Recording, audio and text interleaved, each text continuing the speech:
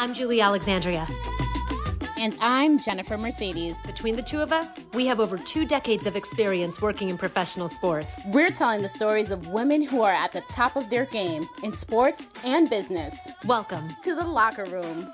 Paola Alejandra is a gaming personality. She's an esports commentator. She's a caster. She's a streamer. There's nothing this girl doesn't do. She's a content creator. Welcome to the locker room, Pancake Pow. Hey, thank you so much for having me.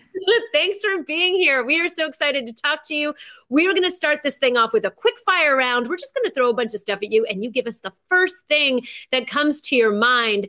Ready, set, go. Valorant or Overwatch? Oh, that's tough. Valorant. E3 or Comic-Con? E3. Marvel or DC? Marvel. Favorite Call of Duty title? Oh. I can't answer that. That's like career suicide. All of them. All of them. I love them all. Every year. Thank you so much, Activision. Every year. Thank you. That's my answer. That's my final answer. It's like you can't choose. I can't. No. That's like asking me who my favorite kids are or my favorite dogs. Like, no, I love them all. Favorite meal that only your mama can make and that you try to recreate, but it's just not the same. Oh, feijoada. Yeah, beans. Mama knows how to make the Brazilian beans. Nice. Now, going into the gamer, tell us the story behind the gamer tag. Ooh, Pancake Pow. Well, originally my handle on Xbox 360 was Baby Pancakes. Until this day, I have people sliding into my DMs asking me if I would sell my gamer tag, which is it's never gonna happen. That is a gamer tag that came kind of as an accident. Pancakes was kind of like an inside joke with my college friends and my dog. When a dog like sploots and they like stick out their legs, we made a joke one time and he was like, "Oh my God, it looks like a pancake." And then everything became a pancake. Like it was like an inside joke. Like, I'm so tired, I'm just gonna go pancake on my bed, or I'm so drunk and hungover, I feel like a pancake. Like, it was just ridiculous. We were just making things up as it went. And then it just turned into my gamer tag. And then as I kind of evolved into my career, Pancake kind of just stuck. And my name is Pow. So it just Pancake Pow kind of just morphed together. And that's how Pancake Pow became to be. So not the most like craziest story, but that's how sometimes gamer tags happen. You like pancakes. That's. I mean, I do love pancakes. I actually feel like it would be weird to have that name and not like pancakes, but I get asked a lot if I like them, can I make them, and how I feel about waffles, which I love all three, and I can do. I've actually streamed that I can make pancakes. I've done them on my socials, like hacks on how to make pancakes before, because people ask me all the time. So, but who doesn't love pancakes? I'm like, it's like an American staple, and they have pancakes in every country, at least a version of a pancake. So I think it's universally loved everywhere. That's true. Blueberry or plain? Chocolate chip. Ooh. She just dropped the chocolate chip. Really? I just chocolate chip. I have it either sometimes I'll have pancakes for dinner, because sometimes you just need to go there. I'm a big fan of breakfast for dinner, for sure.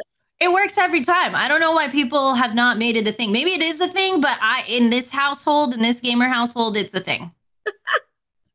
Now, as somebody who started out in esports, I am personally so impressed with the very non-traditional paths that casters and esports hosts take, because it's so very much unlike traditional broadcasting. So can you share your story with us, how you started out and how you got into the business?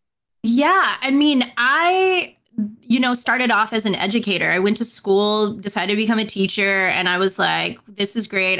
I love what I do. I love being an educator, but I would come home and game out like most people in life that are casual gamers. And there was just this little light inside of me that I was like looking at, G4 TV at the time. And I was like really infatuated with IGN and the hosts there. And looking at someone who I admire, like Jessica Chobot, and I was just like, man, that'd be so cool if I could do that one day, but no one's ever going to hire like a spicy Latina like me. That's just not going to happen. And so I instilled this thing in my brain that like I would never or could never do something like that. And, you know, be careful what you wish for, because a few years into me just, you know, grinding as an educator and coming home super exhausted and just, you know, kind of finding solace in gaming, which a lot of us do, you know, when we're just kind of on a grind or just need to relax.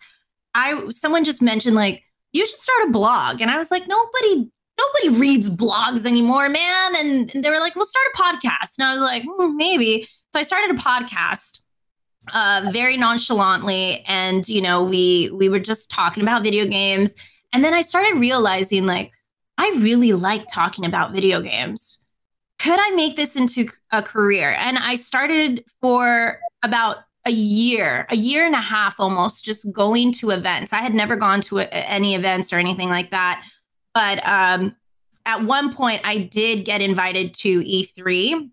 And that story is really funny. I'll make it short. But that one was almost like I snuck into E3 on the last day of E3. And then told myself, I'm going to get invited to E3. And a year later, my publication, my podcast qualified me to get into E3. And then I met my business mentor, Mary Dollaher, who produces E3 with her company. And it was kind of like this momentum thing that just kept happening. And all the stars starting aligning, saying, this is where you belong. This is, you know, education is amazing. You'll always have that.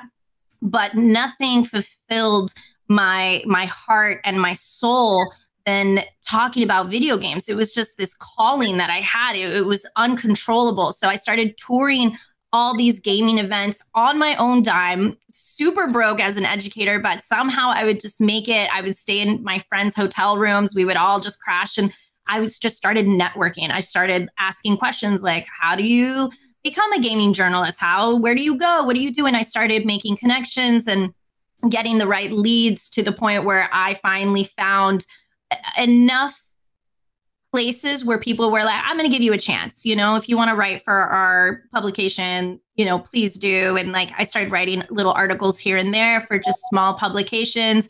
And then I went to an event called GDC, which is in San Francisco. And that's when everything changed, because GDC, if you have not gone there, I believe they're having their digital event this summer, which you should try to go if you're an aspiring person to become in the industry, whether it's a dev or an artist or whatever. It literally covers everything. It's a great event. I ended up going to a panel and I met Seltzer, Rachel Querico, who is one of the most established hosts in esports and gaming. She's former Fragdoll. I knew who she was. I was sitting right next to her and I didn't want to like be rude and be like, hi, I know you, and be weird. So I tried to keep it cool. The panel ended and I was just like, hey, I'm just a big fan. I just wanted to introduce myself. And she was like, oh, hey, we started talking. And she's like, hey, have you ever thought about on-camera work? And I just looked at her like, man, people hire white girls like you, beautiful, blonde, tall, and gorgeous. No one's ever going to hire me, this 5'2", loud, spicy Latina. And she looked at me and she was like, no. You're the future. You should talk to my manager and my agent. And I was just like, I don't have anything to lose. So I get on a call, you know, who's my manager now, Andrew Thompson, who is the owner of CSA Character Select, who actually they won the Esports Award for Best Agency actually this year. And he, you know, this Texan accent, he's just, all right, pal, I don't know what it is, but I believe in you. I think you got something. And I'm just like totally green. I don't know anything. I don't know anything about being on camera. I think the only thing that I've done here and there was just like off the side stuff, but nothing serious. And I get the call to do an event for a game for 2K called Evolve. And it was with ESL. And this was for real. This was a sink or swim situation. So it's either I can do this on camera or I can't, and it's okay. I gave it a shot, whatever. So I knew about the game, you know, because they were like, do you know anything about it? I was like, oh, I love this game. I love being the monster. Like, I was just super stoked because I had previewed it at a PAX. It was all the hustling, all the stuff, all the homework that I had done. They put me right in front of the camera. I had never worn an IFB. I've never talked to a producer. I've never done anything. People are talking to me in my ear. I can hear, you know, and it was like, okay, 1, 2, 3, we're live. And it was like, okay, here we go. Like, and it was just thrown into the fire. But somehow I did well enough where halfway through the show, they're like, hey, our finals are in June. Can you host our finals? And I didn't know at the time that was a good thing. I was like, I guess, I don't know. So I messaged, you know, my manager. I was like, hey, I think they want me to do the finals. You want to help me with that or check in on that? And they're like, oh yeah, congrats. Yeah, you're booked for the finals. And then it turned into like 7 years of on-camera work. And then the next event was Halo 5. That was my biggest. That was my triple title introductory into esports hosting. And that was in Germany. So it was my first time in Europe, first time in front of the world, kind of introducing Halo 5. And as you know, that's one of the biggest games in the world. And so it turned into like, okay, she can do that. Well, let's just keep throwing things at her. And, you know, it was just kind of like, oh my God, this is my life. I'm traveling the world talking about video games. And, you know, I've done hosting, I've done sideline reporting. And in the last year and a half, I've been focusing on my commentator skills, you know, which goes back to my love for sports, you know, and I've always was like, I can do this. I mean, it's always guys in there. I know I can do it. So I got to do the first event for Valorant with Twitch Rivals, which was crazy. I did the first event for Fortnite at the for their Super Bowl event, and I did it in full Spanish. It was the first bilingual event that I had done. So now I feel more comfortable in my commentator seat. But, you know, that's a big boys club, you know, when you go into that world of esports. So I'm just so blessed for all the opportunities that I've been given. My team has been so supportive. I have an amazing community. I have people that have known me since nothing, when I was nobody, and all the way till now. So it's just been a great journey. And I love it when I get DMs from young girls, young men who are from the Latin community. And they're just like, I want to do what you do. How did you do it? And I just say, don't give up. Don't stop being yourself. Keep going. Keep investing in your craft, and just have fun and listen to the people who want to make you grow. So that's the short version of the story that we have today. Girl, spicy Latinas are the future.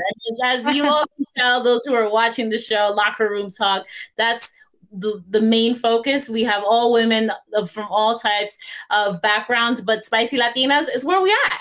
That's who we are, and that is definitely the future. And it's a perfect segue for my next question, which is, how has gaming grown within the Latinx community? Is the industry seeing any growth in Latino talent, the game developers?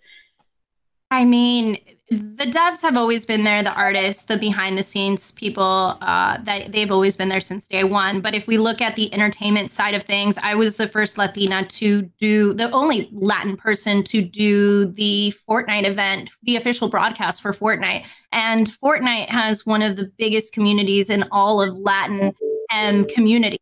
So my career kind of soared after that Fortnite event, because it was like over 1 million eyes on that event. And that was just for one channel. I think demographically, it was like, it went everywhere. But I remember, you know, with the World Cup, that was probably one of the biggest moments, seeing King, you know, this young Argentinian player, you know, from a very small town, you know, coming through the trenches with one of the biggest events, and no one knew who he was. And all of a sudden he placed in the top 10, basically granting him enough money that was life-changing. And anyone who watched the World Cup knew what was on the line.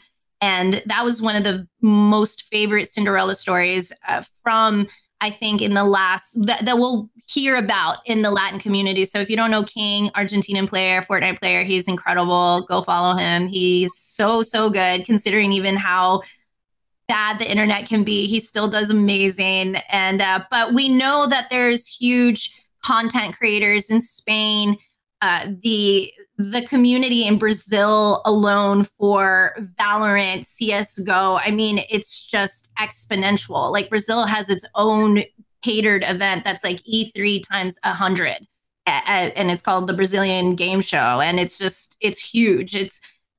I feel like, and I haven't even touched on Mexico and, you know, Central America. Mexico is one of the like pinpoints for Gears of War. I actually was their opener for 2 years in a row in Mexico City. They had never heard anyone open a show in Spanish for them. And Gears of War has the biggest Latin community in terms of their game, more than North America. I think in my eyes, they're the strongest. And I think hearing a crowd of people, hearing like them in their own native language was something so special I'll always take with me for the rest of my life, because I think they always just heard someone in English and it was hype, you know, to hear like, yay, but to hear it in Spanish and to say, you know, bienvenidos, you know, and just hear their native tongue. It was just insane. I sometimes get chills just thinking about it because it was magical. So I think the world of Latin and video games is just going to grow. There's more productions that I've seen down the pipeline with just everyone kind of investing more into it. And I think it's really smart because it should be thought of as a giant. I think the Latin community is more, I think people have been sleeping on it for a very long time. And I think now more than ever, this is the perfect time to invest and learn and support more than anything. Absolutely. It's something that Jen and I talk about all the time. Our backgrounds, well, mine originally coming from esports and then into Major League Baseball, Jen's background in Major League Baseball. The difference between a Major League Baseball game in North America versus in a Latin American country is night and day. Is that the same with esports, with these events? You were talking about Gears. Is that the same? Is it completely different? Is it just like a little more heightened? I feel like if we looked at esports and you see the hype meter, we know that Korea is like one of the hypest. We know that they go absolutely bonkers. Asia specifically just goes bonkers. They take the entertainment value to the next level. We've seen that with League of Legends. And yes, when I was in Mexico City, I could barely hear myself think when the crowd was just cheering, and they were just more lively. You know, when I was on stage and I would say something, they would all just like, it was like real banter that you could feel the energy from every single person sitting there, versus I feel in North America it was more, you know, like tennis clapping, like yes, yeah, we're here, you know, this is great, I'm having a great time here, yeah, you know, but it is hype no matter what. Esports is hype all around the world. I just think that the passion in our Latin veins, we can't help it. We get hyped about eating dinner, you know, we get hyped about the littlest things. So imagine a video game that we know could be so valuable. And we know that it's more expensive in these countries. Like people literally save their whole life savings for a console or a video game or a phone or whatever, so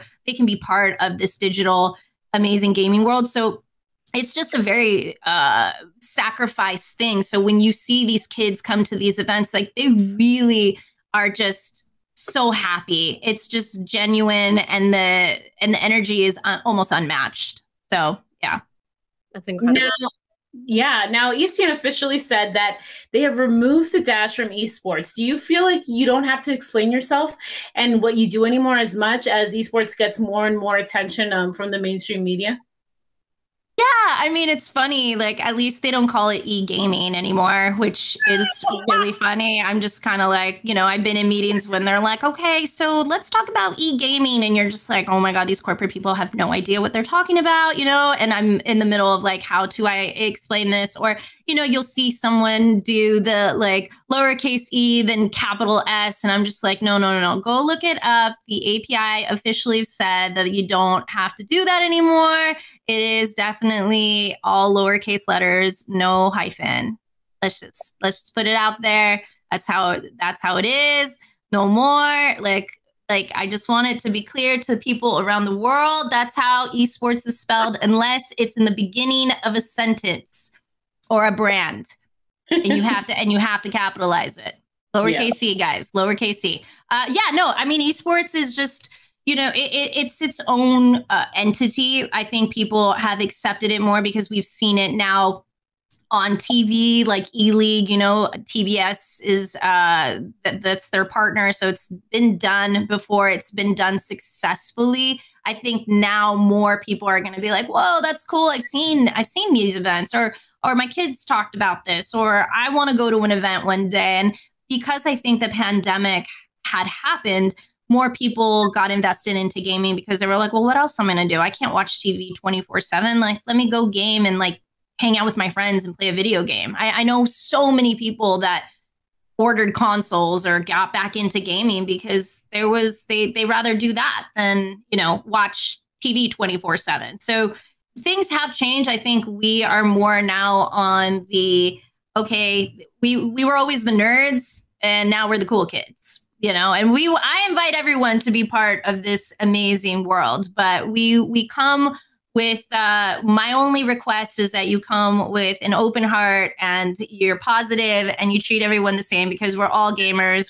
It doesn't matter if you're on your mobile phone, on your console, on your PC. Like, I have it all. I have it here. I'm at my battle station right now. I have, a double PC setup. I have all my consoles and everything like that. But I would never not call someone a gamer because they're on their phone and that's how they decide to game, because maybe that's all they have. And that's what, connects them to their friends or whoever, family or whatever, maybe to have a social life in some way. So that's my only request. If you ever come into our world, just open heart, open mind. That's it. I love it. That is a perfect note to end on. Pancake Pow, thank you so much for joining us. We appreciate your time and your energy. And really fast, since you mentioned, during the pandemic, gaming came in-house, but hopefully we are not too far off from large events happening again. What are you most looking forward to? What would be your dream event to cast or to in the trenches? What would that be for you? I mean, I still have my heart set on working on Halo. I feel that Halo was the first triple title game coming into my career. And with Halo Infinite around the corner, I just feel like there's this need to come back full circle. And everything that I've learned throughout the years in my craft, whether, and I don't care what role they give me. Honestly, it would be an honor to just be part of the talent team, whatever they wanted. But to come full circle to be part of that broadcast would be incredible, because it would be all the years that I've learned, all the things that I've unlearned and, have worked for would come into play. And it would be a great honor to represent Halo again. Beautiful. Well, you keep us posted and you let us know what happens, because we want to follow you. We are excited to follow your career and see what the future holds for you. Sky is the limit, girl. Thank you so much for being here. Of course. Thank you. I think it's important that people of color, that our voices are heard, that our history is told.